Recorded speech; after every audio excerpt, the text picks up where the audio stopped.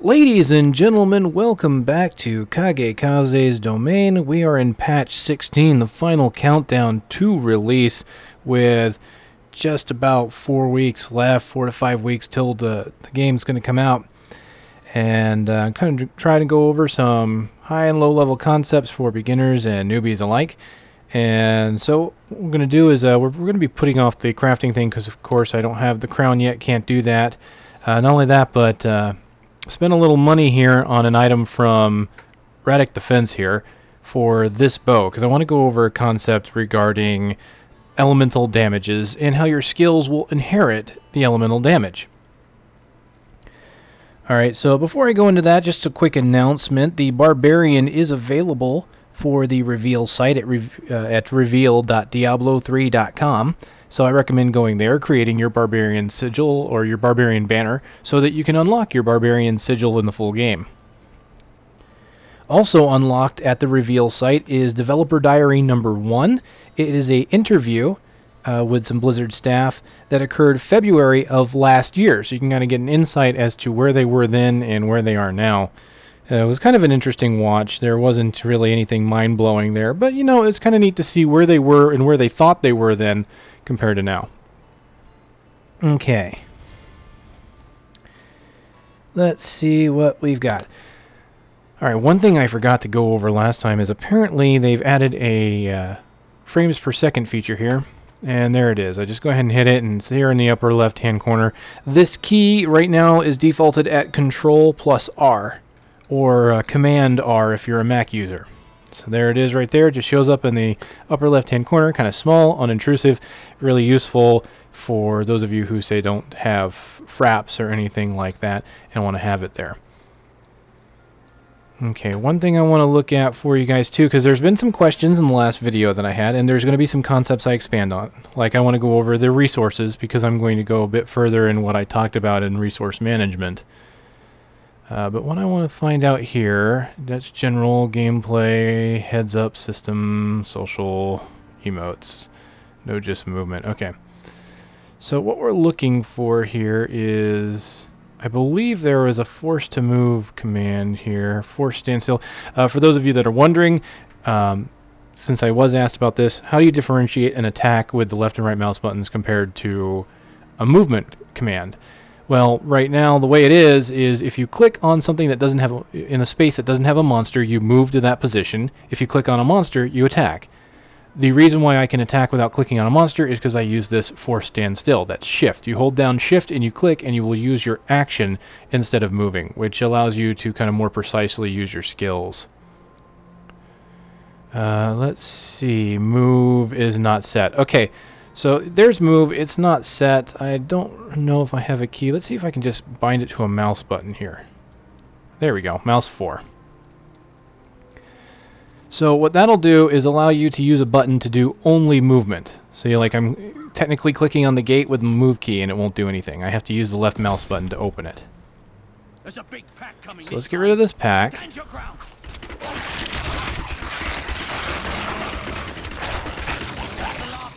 The bridge is clear. Okay, so what I'm going to do is let's put on the new bow. It wasn't a lot more damage. As you can see, it's 9.8 compared to 9.1. The difference being one more minimum damage, same attack speed. It adds 2 to 3 poison damage and has damage dealt converted to life.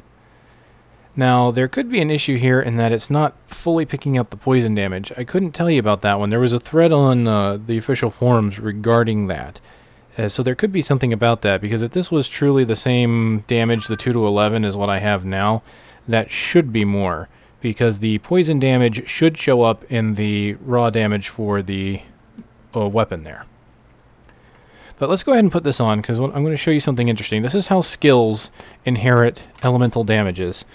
And so let me go ahead and real quick, we're going to go over Hungering Arrow and Entangling Shot. And as you can see here, imbued weapon for 115 weapon damage. It doesn't have an elemental type. Entangling Shot, 75 damage and slows. Doesn't mention a elemental type. But if you go to Bola Shot, an explosive bola that after 1 second explodes for weapon damage as fire. So Bola Shot will always do fire. These two have no type listed, which means under normal circumstances they will count as physical unless you have a weapon that changes that. So let's go here. Impale, no damage type listed. Rapid fire, physical is listed. So just like an elemental type like fire, physical is an elemental type, or it's basically a damage type. I can't say elemental type, it's a damage type. So here, let's take a look at this. I'm going to use entangling, and I should poison these zombies when I hit them.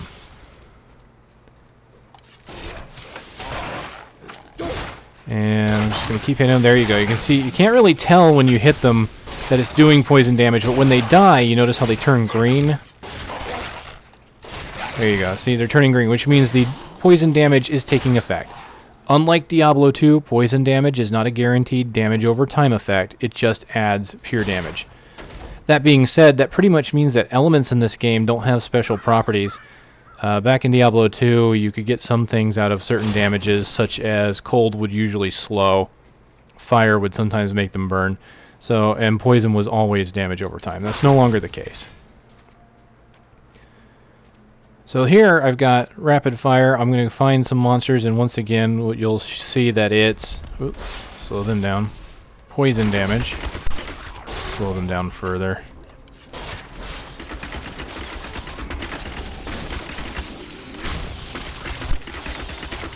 Now you can't really see it with these things. They don't... There you go, they turn green there on that one. So what happens to the elemental damage, you might be asking? Because if my bow is supposed to be doing 2 to 3 extra poison damage, and the skill doesn't take it, well, what's the point of using elemental weapons? Is that physical? Yeah, the rapid fire is physical. So my apologies, I messed that one up. This does prove the point, though. Notice how no elemental properties are happening there when I use rapid fire. So here's the way it works. This damage that you get, the 2 to 3, is always included. Always. But your skill dictates what the final damage is going to be. I must let hatred know when I can.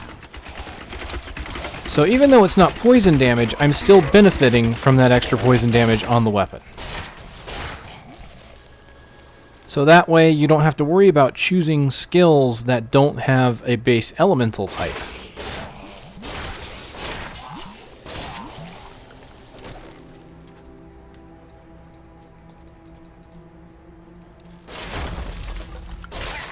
Something I went over a little bit before in an earlier video. Wanted to make sure that I go over it now. Hey, the skeleton lore still doesn't play. That's funny.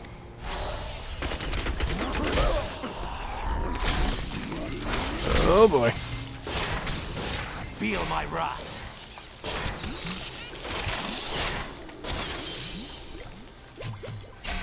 So that's how that works. And of course, if you have any further questions regarding that, I mean, definitely feel free to ask. I've been trying to field as many questions as I can as I go along.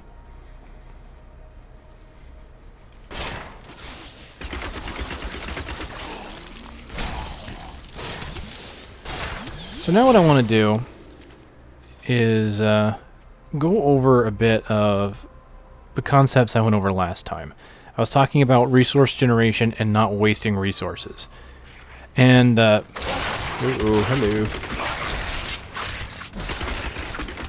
Alright.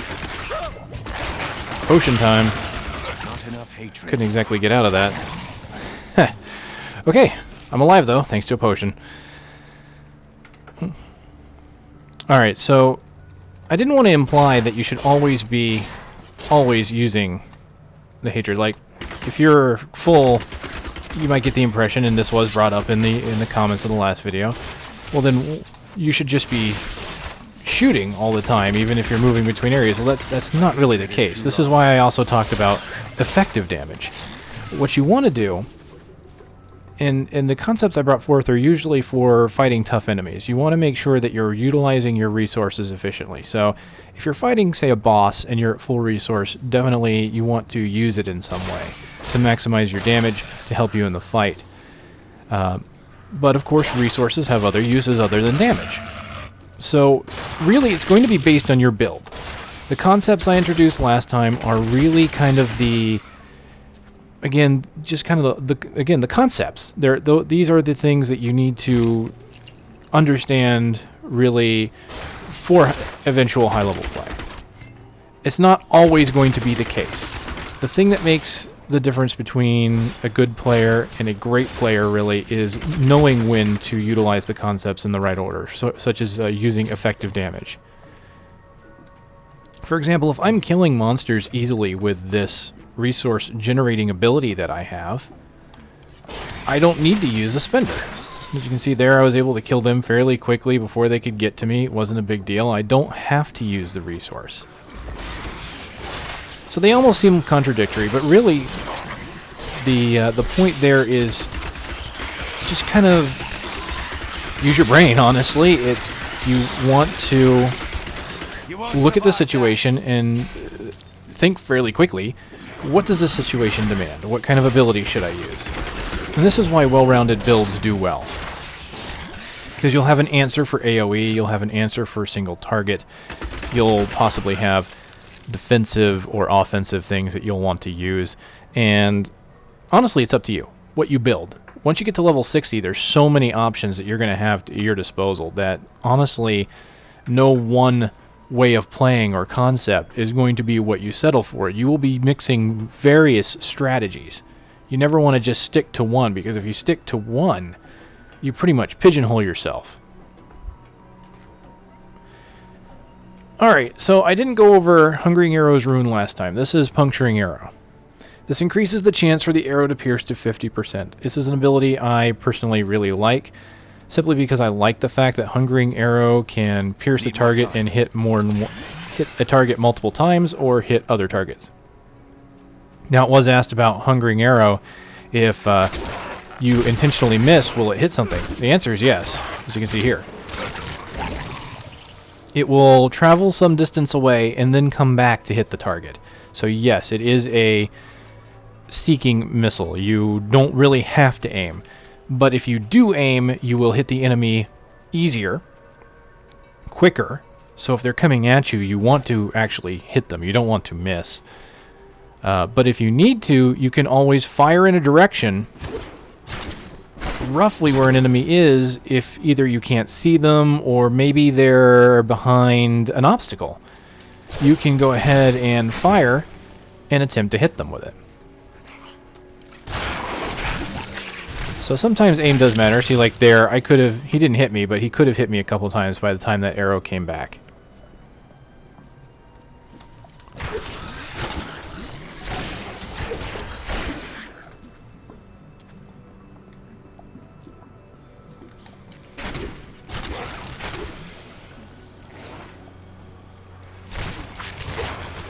So use your resources wisely. You know, consider your builds. You can make your builds be focused on one area, especially if you're planning on group play. If you're planning on group play, then you can easily make builds that are designed for a single purpose in mind, such as tanking or healing. You know, as long as you have people that compensate for your weaknesses, you could easily do that. And of course, you can always change around your skills if you run into a bad situation. But in level 60 play, you will be gaining a buff for your magic and gold find every time you kill an elite pack or boss. That boosts your magic and gold find and will reset if you change a skill, passive, or rune. And if you have questions about that, you want to look up Nephilim Valor. There is a video that I created as well on YouTube here. You can just look it in. It's in my Diablo 3 general playlist. So if you're wondering what Nephilim Valor is, you can look at that. You can also read the official post by Blizzard on the main page there.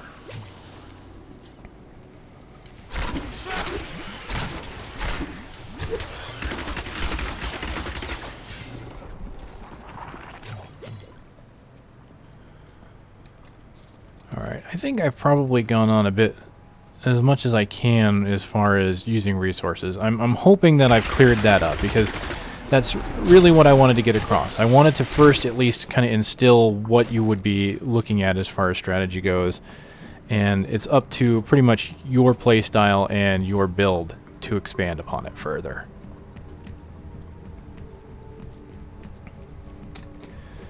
So at this point, I've gone through Den of the Fallen level 1. Den of the Fallen level 2 is a nice area because Den of the Fallen level 2 is one of these spots in the game that has a higher monster level than anywhere else in the beta right now. And unfortunately, I have no way of proving it other than the monsters that you run across and the items that drop. There's really no way to look at a monster's monster level, as far as I know. I haven't found one.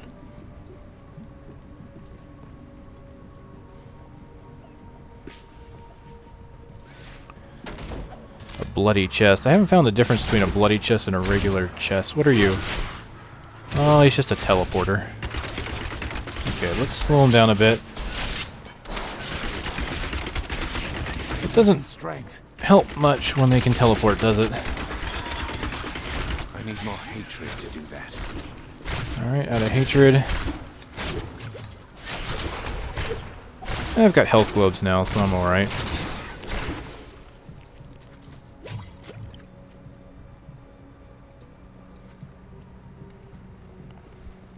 Monsters down here can carry certain magical properties that monsters that you fight above ground will not have. This is also one of the few places believed to carry rings. Well, I can't really say that anymore because we don't know where they drop anymore. They may not drop in the beta anymore. They may just be on that vendor.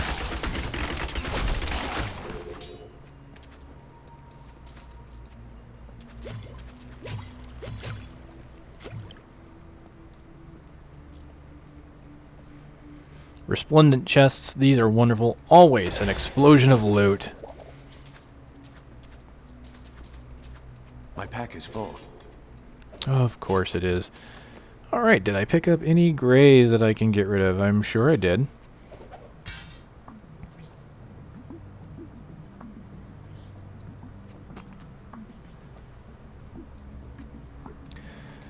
Alright, I'm not too worried about the other items. I think I can just move on from here and sell everything else. Ooh, experience.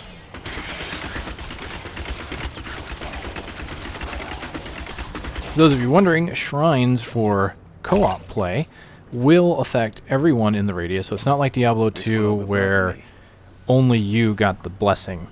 It will happen to all of your party members, but they have to be roughly within the screen's length. So as long as your party members are on screen, they should get it as well. So something you may want to coordinate if you see one.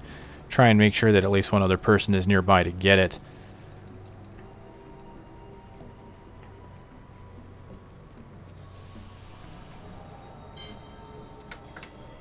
Alright, and at the end of your dungeon you get one of these nice stones that you can click on that will take you right out to the surface. A very nice feature that they've added in order to increase your travel time, or decrease your travel time, because otherwise you'd have to kind of run all the way out of that place again. You used to have to do that in Diablo 2, you know? You would get to the end of a long dungeon and get to the chest within it to get really cool items, and then you would have to run all the way out. So I'm glad they added it. It's a time saver. What are you? Nightmarish. They certainly move quick, don't they? Not enough hatred.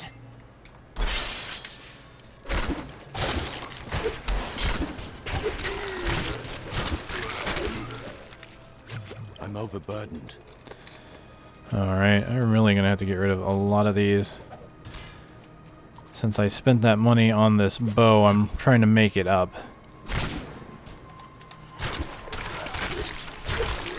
Normally what I do is I skip white and grays. Grays especially, but I have been skipping whites. Back in Diablo 2, picking up white items was a decent way to get gold. But now white items, along with grays, really don't sell for a lot. Maybe only a handful. This will overburden me. Alright, the impact rune for Impale. This is a good one, so I'm going to lose my rapid fire to show this off, but this is kind of nice.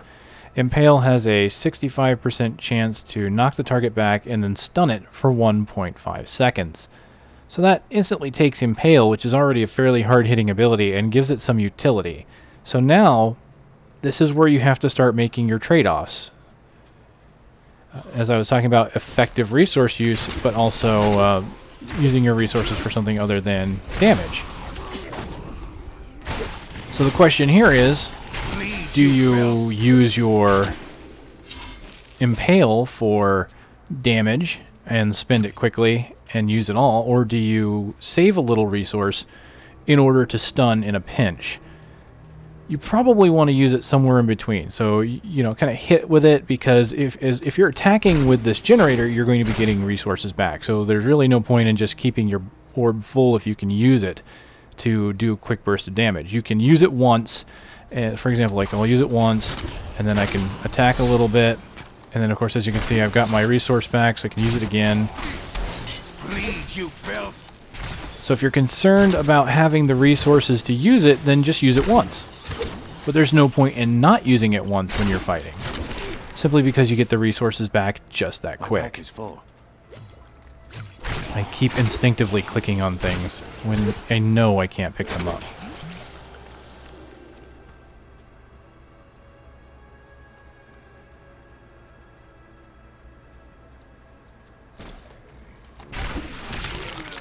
Alright, so one thing I haven't tested here is that click to move feature, since it was mentioned.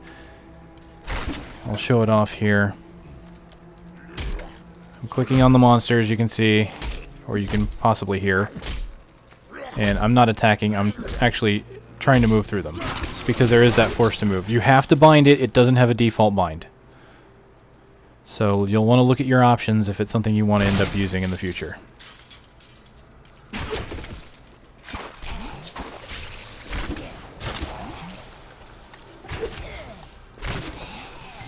There's something about this arrow, Hungering Arrow, that I like, especially with this rune. The fact that it can bounce around, hit multiple times. I've seen these things bounce across so many enemies before, like there. Aesthetically pleases me. And to be honest, sometimes you can pick skills just based on how they look, you know, as long as you know how to play with it. I mean, you can make builds that are based around some really odd skill combinations just because you like the way the skills look. And if you play it right, then it won't matter. That's going to be the big thing. Unorthodox builds will work as long as the person that plays it knows how to play it. It might not be optimal, but it'll work. There's so many more viable builds now compared to the last game.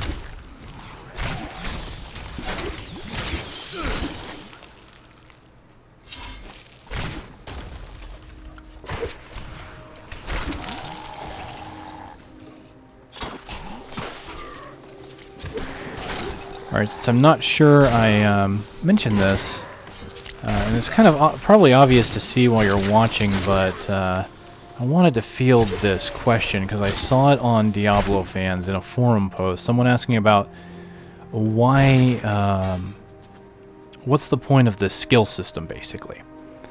They want to know, aren't people going to be the same leveling up? I mean, there's no skill diversity, there's no choices. Well, okay, here I am, level 7, and we can already see I've got 2 choices here for my primary. I've got 3 choices if you consider impact, although I consider it 2 because there's no reason not to use impact. And I've got 1 for caltrip. So I could make a fairly different build here, but the truth is, yes, there's only so many build combinations you can make that a lot of demon hunters at this level are going to have roughly the same builds.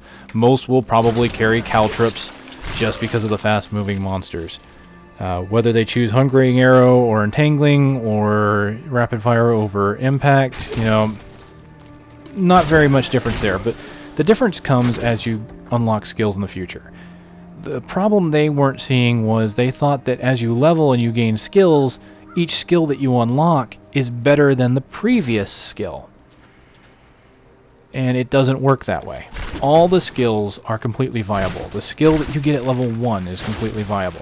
Now, you guys probably already know this because as you're watching it, you know that as you're seeing this, these are based on weapon damage. That's why they're viable. The very first skill you get is based off the weapon you're holding.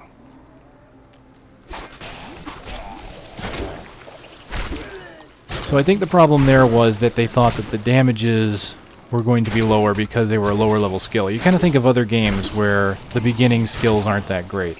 And in fact, they did that a little bit in Diablo 2. Fire Sorceress comes to mind, where you had one ability which was Fire Bolt, I believe, and then a upgraded version of it which was Fire Ball. A little more mana cost, but there really wasn't a drawback from going from Fireball to Fire Bolt, especially, or Fire Bolt to Fire Ball, especially since Fire Ball had AoE on it, and the original skill did not. So yes, that was kind of an upgrade. In this, the only upgrades you have to worry about are runes, and it's only to the skill itself. So for example, Impact with Impale is an obvious upgrade, and will replace Impale completely. But Impact itself, honestly, I could go back to Rapid Fire right now. I don't really need that stun right now. It's nice to have, but Rapid Fire is more efficient, even with this rune.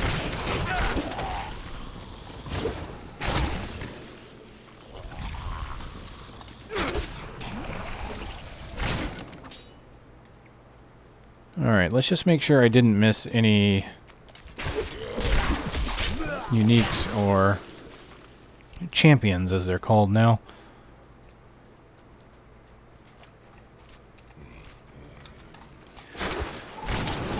And there's one of the things I love about Diablo 3. Monsters crawling out of just random places. In 2, they just kind of stood around in the fields. They didn't really have any places to come out of. The environment feels really dynamic in this game.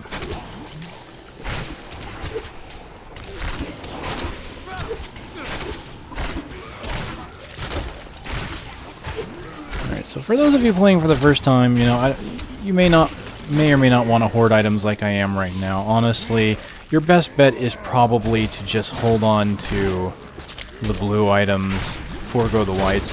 It depends on what kind of gear you find. You're going to want to compare some. So as you're going, maybe use the control button to look at items on the ground to see if it's better than what you're wearing. Because as you can see here, I've got some white still that are, you know, decent. That are, like here, there's a white, better armor. That's better armor, but I lose the magic find. I'm going to hold on to the magic find for now.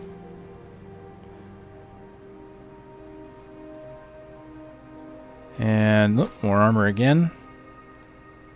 And there we go. Now it was asked if what would happen if I started using melee weapons, because melee weapons are not locked out to the Demon Hunter. So let me see if I can find a decent one. I've got a 7.2 there. Let's go ahead and just equip it real quick. And you'll notice what happens here is I can't use Hungering Arrow. That relies on a bow. Same with Entangling Shot. I can't use that. But what you might notice, what I'm going to do is I'm going to take that off so I have my basic attack. I can still use Impale. I cannot use Rapid Fire, because again that requires a bow, but I can still use Caltrops. So I could do this, and you can make a melee build. It's a little unconventional, but they did state before that you could do this. I'm only going to do 100% weapon damage. I'm not going to do the 110 that I can do with my abilities. But I can still use my Impale. The problem here is I'm not generating resources with my attacks. But there are some builds out there, runes and passives, I believe, where you can generate hatred without a hatred generator. Basically by dodging attacks or by using discipline abilities, you can actually get some of your hatred back. You don't have to use the attack.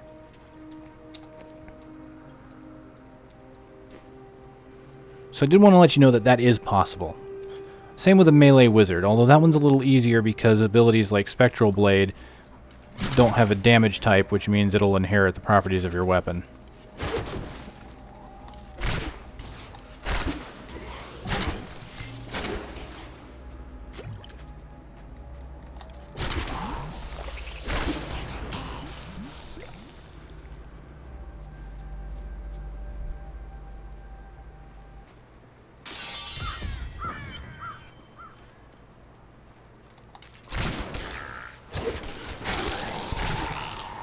Alright, ooh. And the murderer.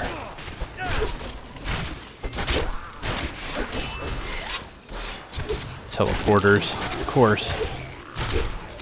Couldn't be something easy. There, I stunned him, that worked. Okay, since I have so many items, I want to go and sell, so I'm going to go ahead and take this waypoint back to Tristram, even though I'm not quite done here. A hood. Hold on. It's cracked, but it's armor on a slot I don't have. Wait, that's a cracked bracer. Get rid of that.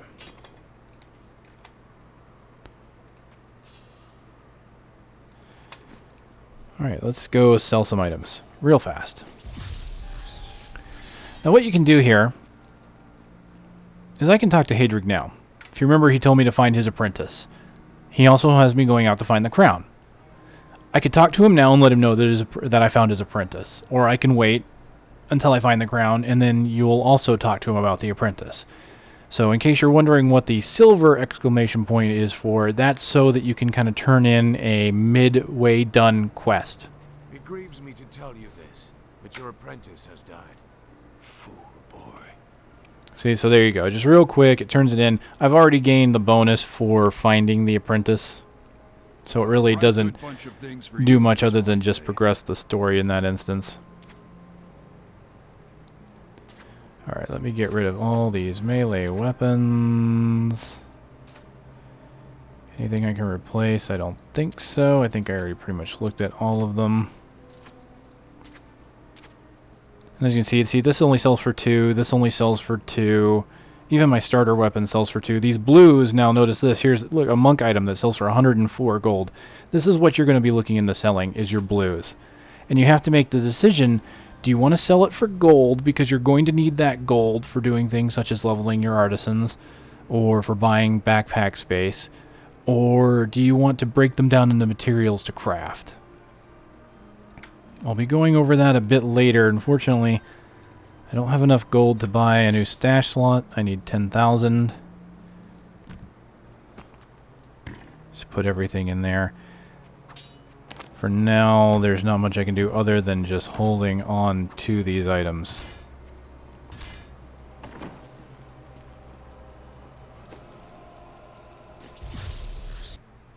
Due to this segment taking longer than intended, I am splitting it in half to make it easier to watch. Please look forward to the next segment.